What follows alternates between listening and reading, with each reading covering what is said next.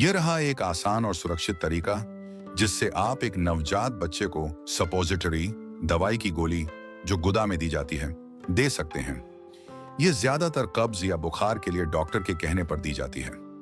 जरूरी बात, हमेशा सपोजिटरी डॉक्टर की सलाह पर ही दें और सिर्फ उतनी मात्रा में जितनी बच्चे की उम्र और वजन के अनुसार बताई गई हो। नवजात बच्चे को सपोजिटरी देने का तरीका एक, अपने हाथ साफ करें, हल्के गुनगुने पानी और साबुन से हाथ अच्छी तरह धो लें। साफ तौलिए से सुखा लें। अगर हो सके तो डिस्पोजेबल दस्ताने पहन लें।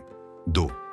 सपोजिटरी तैयार करें। दवाई का नाम और मात्रा ध्यान से देखें और एक्सपायरी डेट चेक करें।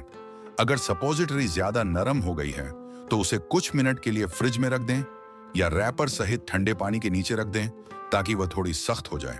फिर उसका रैपर धीरे से निकालें। 3.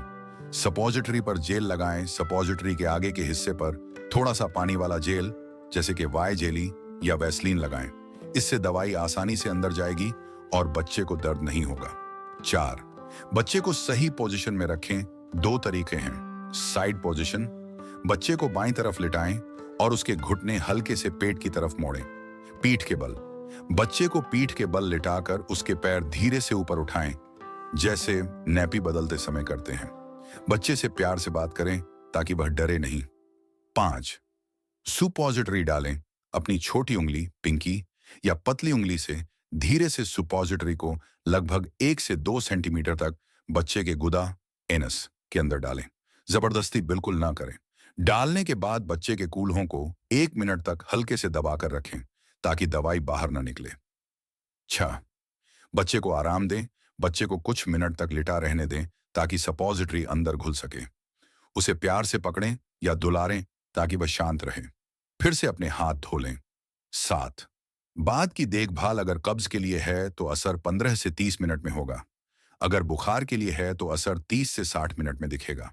अगर दवाई बाहर निकल जाए या असर न करे तो बिना डॉक्टर से पूछे दोबारा न दें।